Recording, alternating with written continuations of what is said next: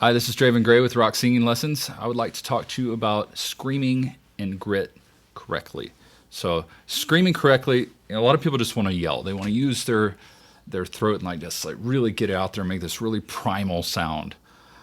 You can only do that for so long before you start to get rips in your vocal tract. You start to like cause polyps. You like all these medical issues that can happen. You injure yourself. The longer you do that, the more at risk you are of injury. I even know one guy that like popped a blood vessel on his larynx and couldn't sing for a long time.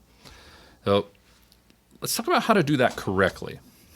Now, grit, let's kind of ease into the screaming side of it. Grit is more like where you're holding the sound. You're like, hey! You're holding the sound up above, almost like grunting, what Jamie Vendera calls grunting without grunting, where you're grunting above the throat. Now, if you can't do that right away, it's okay. There's multiple ways to get to it. But this grunting from the soft palate, or getting that where you're holding it up on the soft palate rather than at the throat. There's a couple of different types of grit, like compress, decompress, or you can get it squeezed in, or you can just hold it in the back, which is more decompress, or which gets a lot more compression and like choke in it. The way to develop that really is trying to find that note where it's easy at first, where you can, let's say you're down here, or you're getting that, and trying to get that back here up above the throat. I find that A or a hey is a lot easier to train with at first, because it's that is already really closed and pulled forward to where you're getting the closure you need already and the fundamentals of the grit. So, if you can do it there, or you find a note where it feels comfortable, work out from there. Start with that, work your way up. And once you get above your bridge, it's a lot harder to do. So just slowly work into that.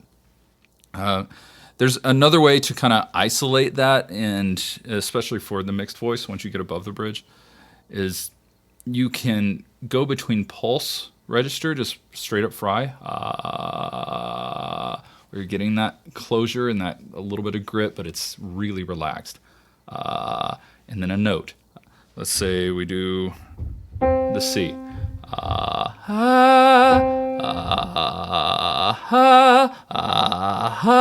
You're going to feel it raise up and kind of come towards that note each time.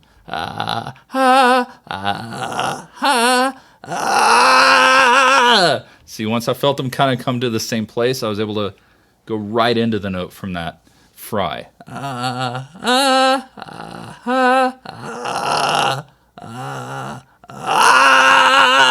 And it's all about the amount of air pressure you're adding in. So you will get a little bit louder, but you're just trying to keep that relaxed but closed glottis area, like to where you're getting that fry, but it's up with a little bit of pressure behind it, so that grunt without grunting again. But isolating that, going between pulse and a note, helps you learn how to do both at the same time.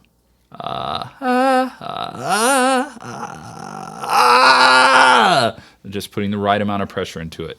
Now, whether you feel that way at the back, where it's a little bit more comfortable, or you're compressing by closing off the tongue and holding it more forward, that's up to you. What's most comfortable for you, what's not getting below the larynx and causing it to itch or causing you to cough from sensations below the larynx. You want it all on the soft palate, as much as you can transfer to the soft palate.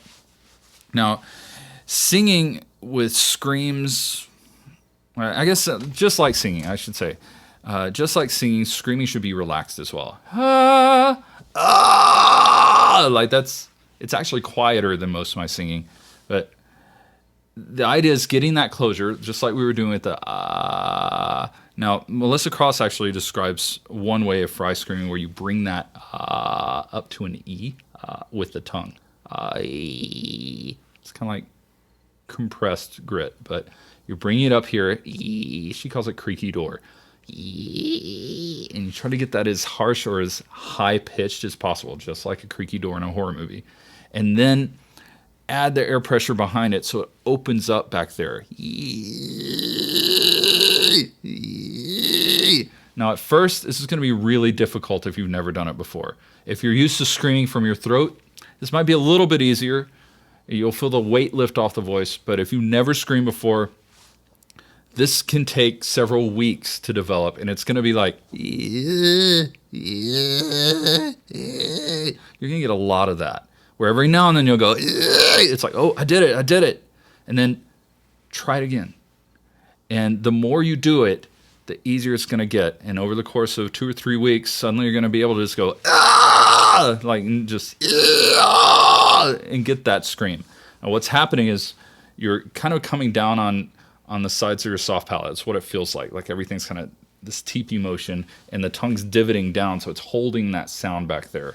So if you can think of that as where you're adding in the pressure and holding that sound in the back with your tongue. There's also another way that, like, you can do an inhaled low scream. Like, it gets really low. I'm not super practiced in that, but that helps you feel what's going on with that fry. You're just inhaling. If you can recreate that then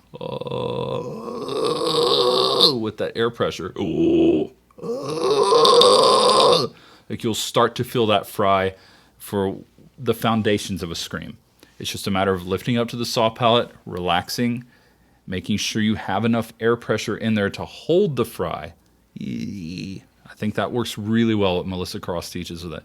Look up her Zen of Screaming DVDs. They're awesome. So that and then open.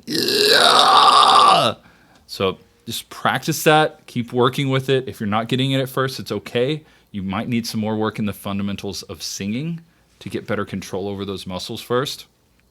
If you're feeling it below your larynx, stop. Don't do it anymore. Come back to it later, see if you can do it again. If you feel it below your larynx again, stop again.